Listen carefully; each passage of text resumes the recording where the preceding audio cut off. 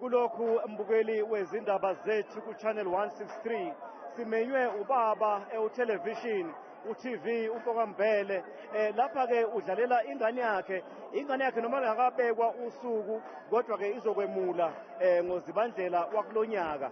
Namhlanje mlaleli mbukeli wethu omuhle hayi njengenjwayelo kuhlale kukuhle njalo eJeppe uma kwenzeka indishi.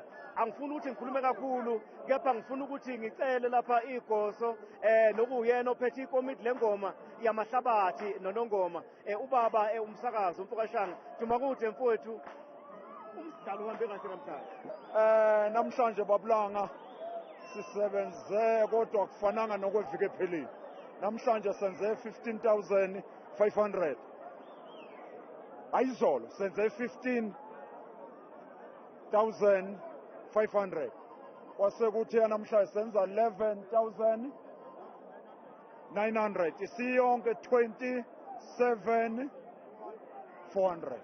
Bukeli umsakazo la ukhulume ngokuthi le ndawo indawo yabantu abaklini. Ngicela ukuthi uze nami ngizokubonisa ibhungu eliklini ubone ngempela ukuthi akusiyindawo le yabantu abangcolile njengoba kuhlala kushiwo ukuthi ama-hostela kuhlala abantu abangcolile. Nginebhungu la engithaka ukuthi ke ngilibheke lebhungu leli ngathi mangithi ngiyalibheka leli bhungu liklini kakhulu leli bhungu leli. Ubani leli bhungu? Umthando wamazwi wabuthelezi kwanongoma. Umthando wamazwi wabuthelezi kwangoma. Yeah. Mfowethu uklini mfowethu ngiyacabanga ukuthi ukhona eqashini yake nje microphone ngiyibambele inkabi yakho. Ikhona eqashini intombi noma khona elandelayo la. Yeah, ikhona. Ikhona elandelayo. Namhlanje ngabapheli amagama mhlambe noma nifinyelelile mhlambe esivumelaneni ukuthi kumele iyomise iduke ekhaya mhlambe ngoDisemba. Yeah, kusesivumelana impela ukuthi sefuna ngokubona amaqhizi. Sithiwe amaqhizi yethu la. Sithiwe amaqhizi. Asivele hambe amaqhizi yethu abuthelezi. Ngisekwazi ukukhuluma nawe okuningi. Sekuthiwe amaqhizi ewona ngiphela. Manje mayethuma amaqhizi ngamfowethu yini azokuyona amaqhizi mfowethu? Kusibonisa isixoxisana phela ukuthi umaqhizi akufanele senze kanjani izivumelwano zethu ukuze sizokwazi ukuthi ngikhokhe ngoba baningi abalandelayo itongo ngoba sinithuma amaqhizi sekuningi sokukhuluma namaqhizi. Yapulala amanzi kabanga. Futhi ngisibuyela ke kakhulu siyabonga. Ngiyabonga futhi kakhulu.